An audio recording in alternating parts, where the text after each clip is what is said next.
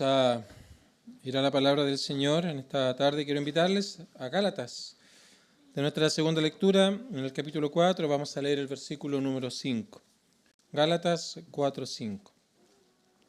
Para que redimiese a los que estaban bajo la ley, a fin de que recibiésemos la adopción de hijos. Y el tema que vamos a tener en esta tarde se titula Redención y Adopción.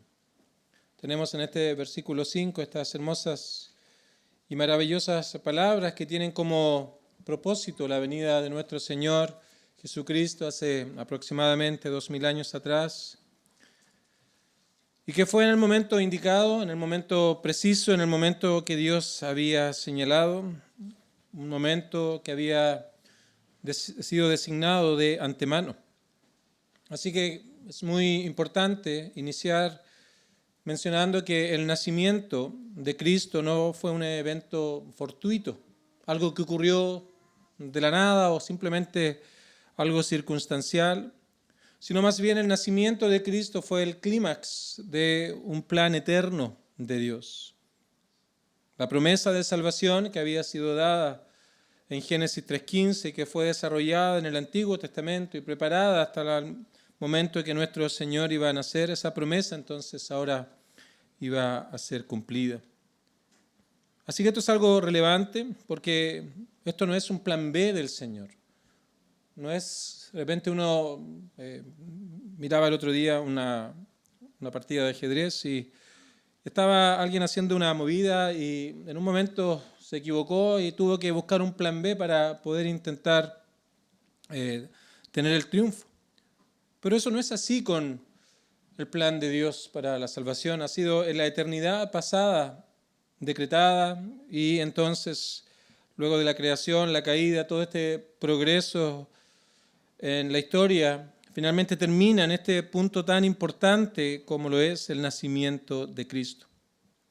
En la mañana ampliábamos todas las cosas que ocurrieron, no solamente en el Antiguo Testamento, sino principalmente en esos 400 años de silencio que hay entre el Antiguo y el Nuevo Testamento, para mostrar que Cristo vino entonces, y ese momento señalado por Dios vino cuando las condiciones eran propicias, y en particular para dos cosas que voy a señalar. En primer lugar, propicias para recibir el mensaje.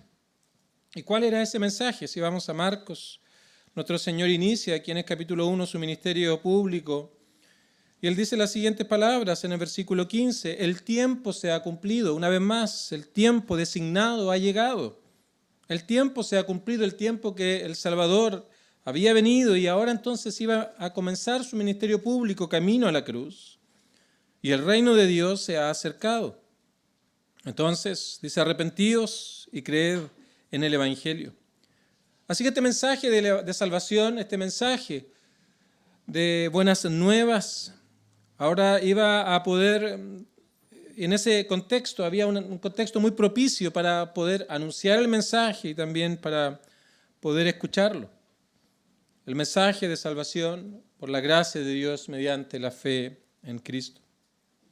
Así que eran las mejores condiciones para recibir el mensaje, pero también en segundo lugar, eran las mejores condiciones para poder extender el Evangelio por medio de la iglesia aquí en la tierra. Este mensaje, de acuerdo al libro de Mateo al final, Marcos también, debía ser predicado en toda nación. El Señor antes de ascender en Hechos 1:8 dice, me seréis testigos en Judea, Samaria, hasta lo último de la tierra. Así que es necesario que el Evangelio sea predicado a toda nación. Y te preguntarás, ¿por qué es que van a predicar a las calles? ¿Por qué cuando se reúnen con personas buscan hablar del Evangelio? ¿Por qué es que apartan un culto para poder precisamente traer este tan glorioso mensaje? En primer lugar, es porque Dios así lo ha mandado. Este es el medio por el cual el Evangelio es dado a conocer y la fe viene por el oír de la palabra de Dios.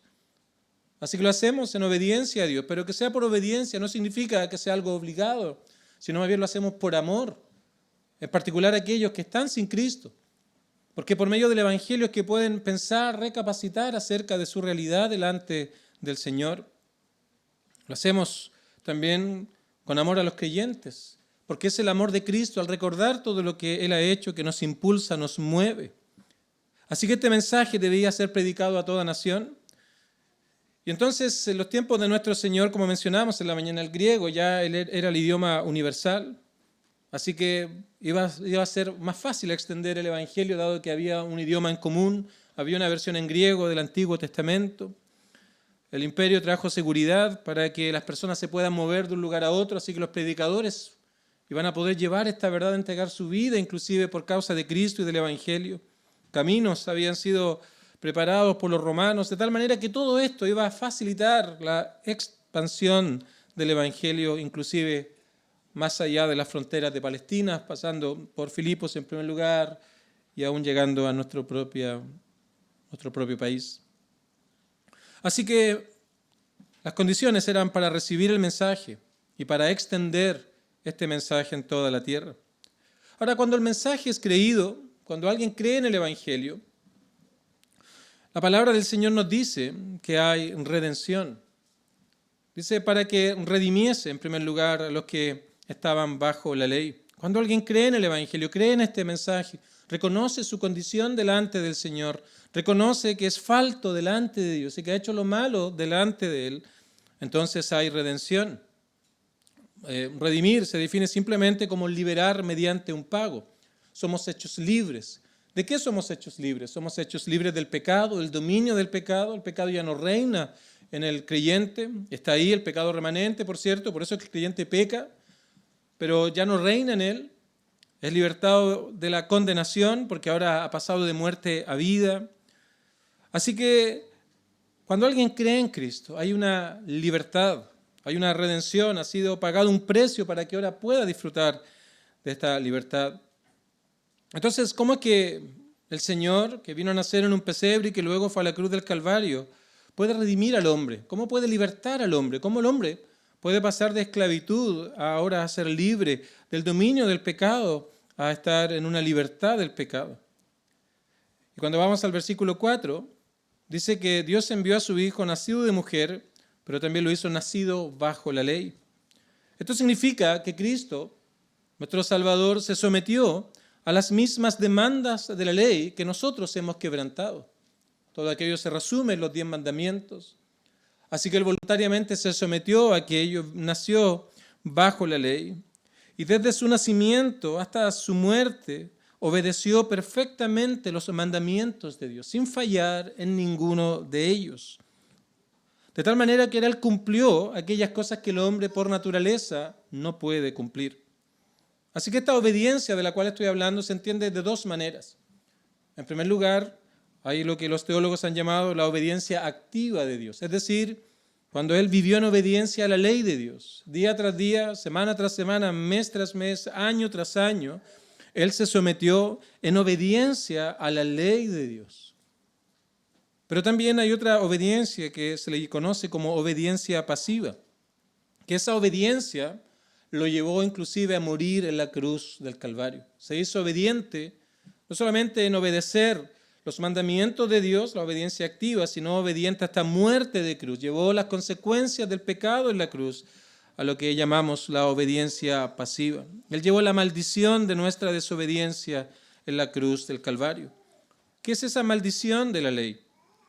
¿Qué es esa maldición de la ley que Cristo cargó sobre sí mismo en la cruz del Calvario?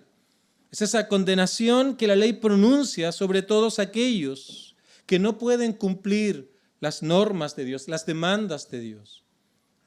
Y de una otra manera debemos reconocer que todos y cada uno de los que estamos hoy aquí ha fallado delante del Señor. Podemos citar uno de los mandamientos. Vamos al primero. No tendremos dioses ajenos delante de nosotros. Y tal vez el primer Dios que hemos levantado somos nosotros mismos. Nos ponemos en el centro de la vida, en el centro de toda existencia, nos ponemos en el centro de cualquier interés que podamos tener. Así que finalmente todo gira en torno a nosotros mismos y nos olvidamos de Dios. Todo es más importante que Dios, todo es más relevante que Dios si es que creemos que Él existe. Así que cuando podemos ver a otro mandamiento, va a ser la misma conclusión, todos y cada uno de nosotros. No hemos cumplido las demandas de Dios. Así que la maldición de la ley está sobre cada persona que ha nacido de padre y madre.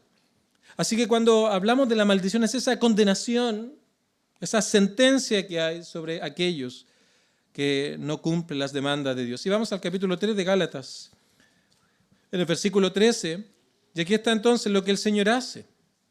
Dice que Él nos redimió, Él nos libertó de la maldición de la ley, hecho por nosotros maldición, porque está escrito: maldito todo el que es colgado en un madero. Así que esto es esencial, porque su obediencia perfecta, la obediencia de Cristo, demostró que es el Cordero sin mancha que iba a llevar los pecados de su pueblo. Y eso está lleno en el Antiguo Testamento de profecías que hablaban acerca de Cristo, del Cordero que iba a ser entregado en favor de pecadores. Así que esta obediencia perfecta, tanto en su vida como en su muerte, demuestran que Él es el Cordero que había sido anunciado, por el cual íbamos a poder ser perdonados y limpiados de nuestros pecados. Y producto de aquello entonces, el Señor Jesucristo iba a redimir a los que estaban bajo la ley. Esa ley que nos acusa, esa ley que nos muestra el pecado, esa ley que, como señala un escritor en un famoso libro, es como esa escoba que barre el piso y levanta el polvo que está en él. Así es la ley con nuestro corazón. Muestra lo que hay en nuestra vida, muestra lo que hay en nuestro corazón, muestra el desorden moral y espiritual que hay en nuestra vida. Así que nos muestra el pecado, pero nos acusa también de que somos pecadores delante del Señor y aplica la sentencia. El que desobedeciera, entonces iba a morir. Haz esto o morirás. Y de hecho, Gálatas 3:12 dice que el que hiciera estas cosas, esto es lo que dice la ley, el que hiciera estas cosas vivirá por ellas. Pero Dios demanda obediencia total, completa y absoluta. Algo que el hombre no puede cumplir, está bajo la condenación de la ley, bajo la maldición de la ley, pero ahí viene Cristo entonces, para poder librarnos de aquella terrible condición y realidad en la cual el hombre se encuentra. Así que lo que el Evangelio trae, cuando alguien cree en Cristo, es en primer lugar ser libre de esta terrible realidad del pecado, libres de la condenación, libres de aquellas cosas que antes le dominaban, y en segundo lugar, dice que el Señor vino no solamente para redimir a los que estaban bajo la ley, sino que ahora también para que recibiésemos la adopción de hijos. Ahora somos hechos hijos de Dios. Y eso es lo que Juan señala en su carta. Mirad cuán grande amor ha mostrado Dios en favor de pecadores, que ahora somos hijos de Dios. Y este es un acto de la gracia gratuita de Dios, por el cual aquellos que fueron justificados, ahora el Señor los hace parte del número de sus hijos, dándole todos los derechos y privilegios de su familia. Y aquí tenemos algunos en el versículo 6. Tenemos el Espíritu, tenemos cercanía con el Señor. Ya no somos esclavos del pecado, sino más bien ahora somos herederos de Dios por medio de Cristo. Así que ahora hemos sido adoptados también. No solamente nos ha liberado, sino también nos ha adoptado. Somos sus hijos. Antes éramos enemigos de Dios, pero ahora somos hijos de Dios. Antes no había comunión con Dios y ahora por el Espíritu podemos llamarle Abba Padre. Una expresión judía para hablar con mucha intimidad. Es como dijéramos hoy día, papito. Tal vez si pensamos en una ilustración, pensamos en alguien que conoce a una persona, le dirá tal vez don fulano de tal, señor tanto. Pero ahora cuando hay cercanía, entonces está esta intimidad. Ya no le llamamos don tanto, sino ahora papá. Y vamos con confianza a él. Y esos son los beneficios, las hermosas cosas que vienen con la adopción. Antes sin comunión y ahora disfrutamos de su espíritu. Antes éramos esclavos, ahora somos libres. Antes ajenos a las promesas y ahora somos herederos. Y todo esto es por medio de Cristo, nuestro Salvador. Ahora, cuando hablamos de ser rescatados, de ser redimidos, de ser comprados, hablamos también por implicancia de alguien que es esclavo. Cuando hablamos de ser adoptados, de ser traídos a la familia de Dios, estamos hablando de que en oposición, antes estábamos en abandono, antes estábamos en desamparo. Y creo que estas implicaciones acerca del rescate y la adopción, que nos habla de ser esclavos, estar en abandono y desamparo, reflejan de manera perfecta la manera de la vida de un hombre sin Dios. Allí está. Un hombre sin Dios, aunque no lo quiera reconocer o no lo entienda o no lo sepa, es un esclavo. Es un esclavo del pecado. Puede intentar hacer de muchas cosas, tratar de solucionar asuntos de su vida, y puede hacerlo, por cierto, pero cuando se trata de su alma, de su espíritu, no hay nada que el hombre pueda hacer, porque es esclavo del pecado, esclavo de aquella vida que lleva. Y ahora está en desamparo total. Está en desamparo total en una vida sin Dios, alejado de la gracia salvadora de Dios, de los privilegios de aquellos que son hijos de Dios. Así que cuando miramos este versículo y nos habla de ser redimidos y de ser adoptados, nos presenta, nos muestra la realidad terrible de un hombre sin Dios. Es esclavo del pecado. Y esa es la radiografía del alma que encontramos en este versículo 5, pero también está en completo abandono. Su ser está completamente inclinado al mal. Está inclinado a aquellas cosas que le dan placer a sí mismo. No hay un deseo natural en él de poder adorar a Dios. No hay una inclinación a los asuntos espirituales. Más bien no hay temor, no hay reverencia, no hay respeto por Dios. De una u otra manera estas cosas se manifiestan en las personas sin Dios, producto de esta realidad en la que están con respecto al pecado, con respecto a una vida sin Dios. Así que tampoco queremos su gracia. No estamos interesados en la gracia de Dios. No queremos su favor. No queremos nada de Dios y si hemos de recibir algo de Dios, tan solo sean beneficios temporales para una vez más atendernos a nosotros mismos. Por cierto, tampoco queremos a Cristo. No queremos saber nada del Salvador. A lo más conformarnos con vidas religiosas que de una u otra manera puedan mostrar un respeto externo a todo aquello, pero nada más.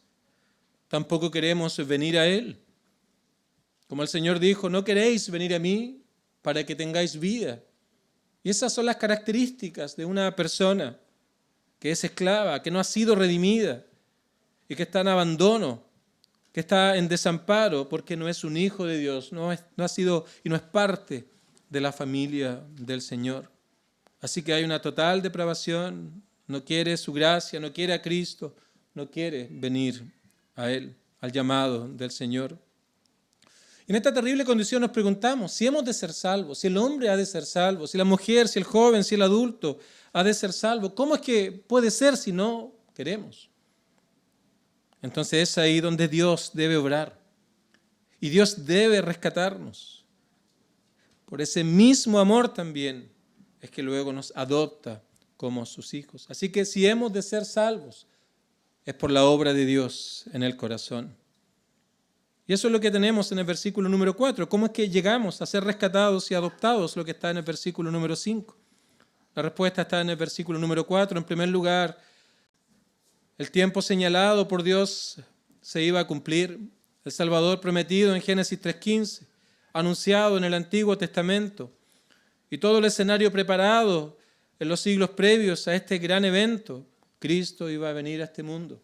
Iba a tomar una naturaleza humana sin dejar de ser Dios e iba a venir a hacer aquella gran obra por la cual el hombre iba a poder ser redimido y también adoptado en la familia de Dios.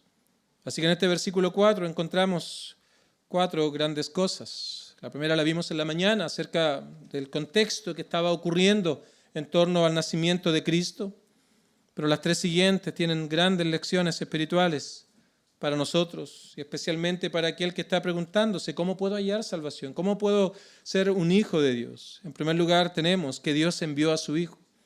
En segundo lugar, que vino nacido de mujer y en tercer lugar, nacido bajo la ley.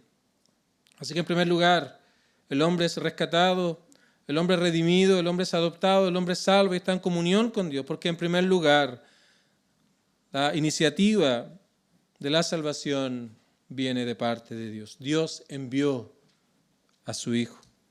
No lo envió en base a una respuesta de las personas, no vino en respuesta a una petición humana. Ya establecimos que el hombre por naturaleza no busca a Dios. No hay justo ni aun uno, no hay quien haga lo bueno, todas se desviaron, aún se hicieron inútiles, dice el apóstol Pablo en Romanos 3, citando uno de los salmos. Lo que hablan, lo que piensan, lo que dicen, todo aquello está contaminado por el pecado. No hay temor de Dios delante de sus ojos. Así que esto fue una iniciativa divina. Y por eso en el tiempo señalado vino Cristo, nació en un pesebre durante poco más de 30 años. No tenemos mucho conocimiento acerca de él, pero allí cuando cumplió 30 años inició su ministerio público como era lo usual en la cultura judía y comenzó a llevar, a anunciar el evangelio, llamar a los hombres y por medio de señales y milagros que se autentificaba como el Mesías. También estaba mostrando lo que él hacía en el alma, mostrando los ejemplos a través de sanidades en el cuerpo. Así que nadie busca a Dios. La salvación no es algo que venga en respuesta a una petición humana, sino que Dios ahora envió a su Hijo. En su gracia lo hace para que ahora hombres y mujeres pecadores, lejos de Dios, en esclavitud y en abandono espiritual, ahora puedan ser reconciliados con Él. Así que en primer lugar, Dios envió a su Hijo.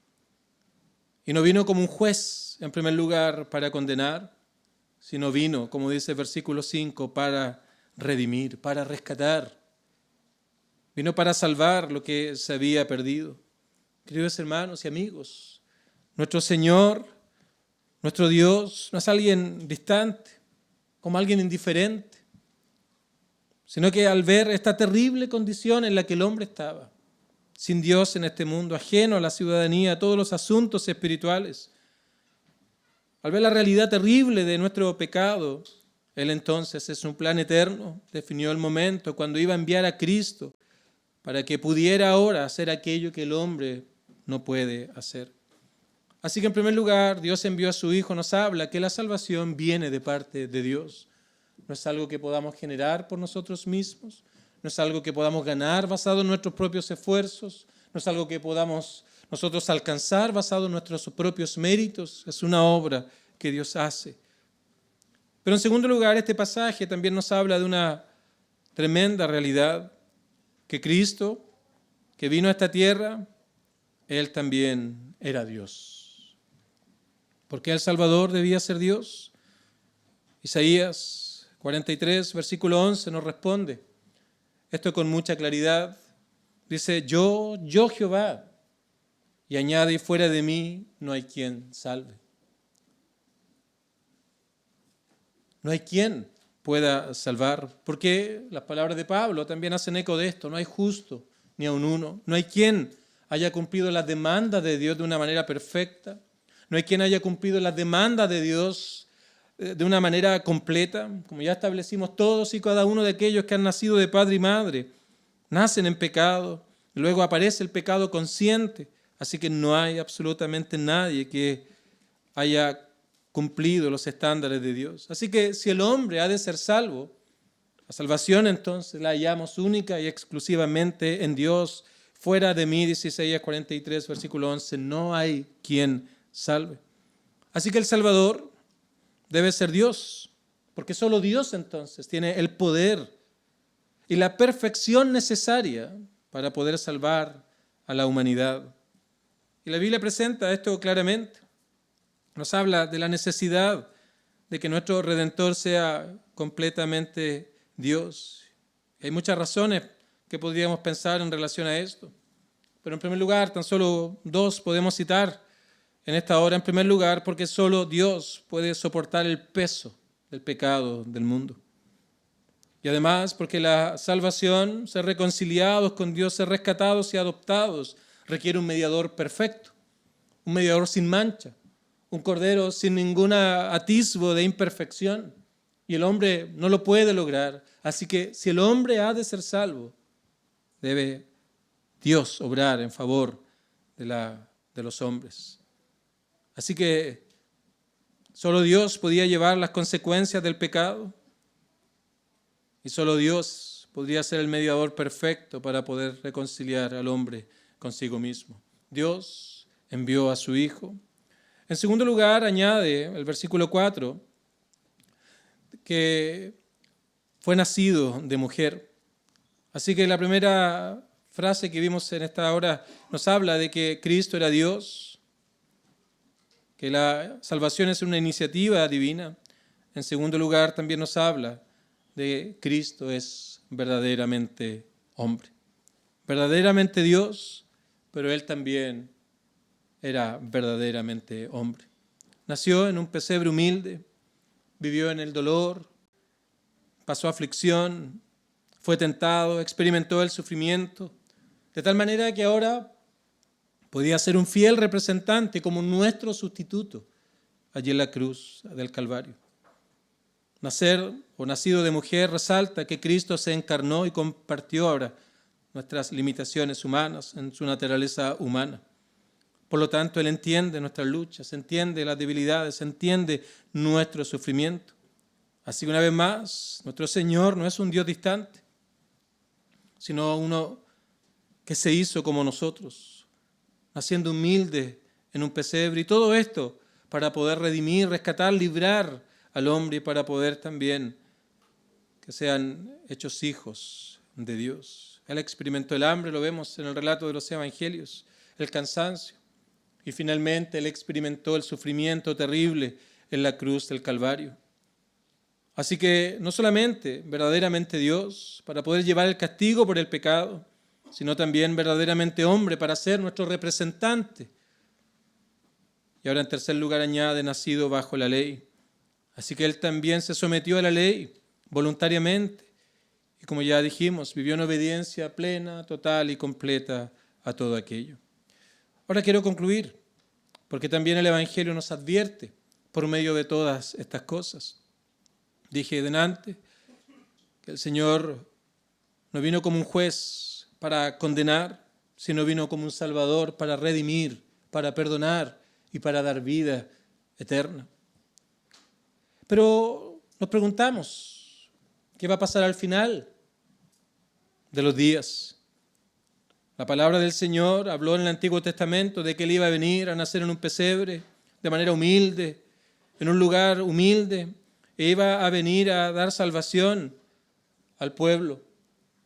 Pero también la palabra del Señor nos habla que Él va a venir una segunda vez, ya no de manera humilde a nacer en un pesebre, para ser rechazado, para ser burlado, para que la gente sea indiferente a Él, para que la gente se burle de Él, sino que ahora el Señor va a venir en gloria y majestad y va a venir a juzgar a vivos y muertos. Su primera venida fue una venida de misericordia, donde Él vino a predicar el Evangelio y decir a los hombres, arrepentidos y creed en el Evangelio. Y luego entonces los hombres tomaron la llama del Evangelio, los apóstoles, y llevaron este Evangelio en Jerusalén, en la provincia de Judea, fueron a Samaria y comenzaron a llenar el mundo de este glorioso mensaje.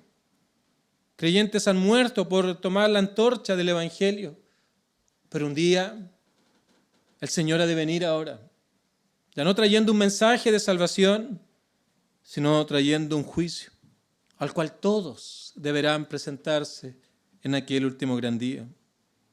Y es allí donde tus obras serán puestas delante de ti y serás como pesado en balanza. Y todas tus buenas obras te vas a dar cuenta de que están contaminadas por el pecado.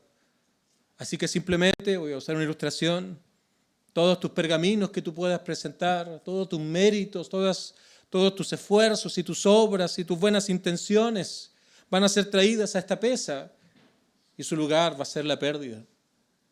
Porque no cumplen el estándar de Dios, no cumplen las normas de Dios. Y aún aquellas buenas obras están contaminadas por el pecado, por el amor propio y todo aquello. Así que no será más que pérdida. Y eso es para un hombre natural. No hay esperanza, no hay herencia, no hay cielo para aquellos que rechazan el Evangelio, para aquellos que no ponen atención al llamado de nuestro Señor. Pero si has confiado en Cristo, no hay acusación que valga en contra tuya. Cuando todas estas cosas sean presentadas delante de ti, cuando vengan toda tu vida y sea puesta delante de ti, ahora todo lo que es pérdida, ahora la justicia de Cristo que es puesta a tu cuenta va a ser puesto en el lado de las ganancias. Y por medio de Cristo entonces aquel juicio va a ser un juicio absolutorio. Un juicio donde el Señor va a decir, en lo poco fuiste fiel, en lo mucho te pondré, entra en el gozo de tu Señor. Pero si has rechazado a Cristo en aquel último gran día, no hay nada ni nadie que pueda librar tu alma del destino eterno lejos de Dios. No hay lugar intermedio al cual puedas apelar. No hay persona a la cual puedas ir. Simplemente, cuando llegue ese último gran día, y todos los muertos y los que estén vivos deberán dar cuenta delante del Señor, y vayas con las credenciales de tus propias obras, méritos y justicia, te vas a dar cuenta que no son más que pérdida para ti. Y qué terrible será la consecuencia de estar lejos de Dios por siempre y para siempre. Yo le decía a un joven hace un par de semanas atrás, y le decía, piensa algo tan simple como esto. Si estos hombres, los apóstoles del Señor, que dieron su vida por causa de Cristo, con excepción de Juan, todos ellos murieron mártires. A veces se piensa en los apóstoles como que todo fue de manera hermosa. Ellos fueron perseguidos, azotados. Lees Hebreos 11, las mujeres recibían el cuerpo de sus maridos muertos por la causa de Cristo, apedreados muchos de ellos. Yo le decía a un joven hace unos días, piensa en lo siguiente, si no tenemos razón, si el Evangelio no es más que una ilusión, si el Evangelio no es más que una historia, si el Evangelio no es más que algo que, como enseñan algunos, se ha creado para mantener a la gente ocupada, la pregunta es, ¿qué hemos perdido? Nada. Pero si es verdad, pero si el Evangelio es lo que la Biblia dice que es, y viene lo que el Evangelio anuncia que ha de venir, la pregunta es, ¿qué habrás perdido? Querido amigo, lo habrás perdido absolutamente todo. Porque en aquel último gran día te vas a dar cuenta que por todo aquello que luchaste no tiene ningún valor ni peso para la eternidad. Y por eso el Evangelio nos llama a meditar en nuestros caminos. Porque si no tienes a Cristo, como dijo Juan, no tienes absolutamente nada. Lo has perdido todo. Entonces tenemos en 2 versículos todo el Evangelio resumido, condensado de una manera hermosa. Vino el cumplimiento, todo lo que había pasado de la eternidad pasada hasta ese momento en Belén cuando Cristo vino. Y fue enviado por el Padre. Y Él vino voluntariamente, sin dejar de ser Dios, tomó una naturaleza humana. Y ahora se sometió voluntariamente a la ley, para que por medio de su obediencia perfecta, para que por medio de su vida perfecta, sin mancha delante de Dios, ahora pudiese redimir, pudiese libertar a aquellos que estaban bajo la ley, que no podían hacer nada, porque la ley simplemente condena, eso es lo que la ley hace. La ley condena, porque el que hiciera estas cosas vivirá por ellas, pero el que no las hiciere, dice el que hace estas cosas, y vivirás y si no morirás, para que redimiese a aquellos que estaban bajo la maldición de la ley. Y no solo aquellos, sino ahora puedan recibir la adopción de hijos y todas las promesas y tremendos privilegios que tienen aquellos que han confiado en Cristo como el único y personal Salvador. Así que en estos tiempos de Navidad, el llamado del Evangelio una vez más te recuerda. La Navidad no es estos asuntos de cosas que vemos, luces o regalos. Si quieres pensar realmente lo que la Navidad es que Cristo vino a este mundo, se sometió a la ley y llevó las consecuencias de la ley muriendo en la cruz del Calvario para que tú puedas ser redimidos de aquella terrible vida que llevas, del pecado que te gobierna y puedas ahora ser hecho hijo de Dios. Ven al Señor, pídele que quieres conocerle, pídele que quieres experimentar este poder transformador del Evangelio, que te haga entender y comprender estas verdades que rechazas, que ignoras, que no te interesan, pero que en el fondo, tal vez de tu corazón, debes reconocer que este mundo nada te ha dado y piensa en que Cristo tiene todo lo que tú necesitas, no solamente para esta vida, sino especialmente para la vida que vendrá después de la muerte. Y ruégale al Señor por salvación, ruégale por su perdón, que te dé una nueva vida, y puedas entonces alcanzar redención y adopción. Que el Señor nos ayude a todos.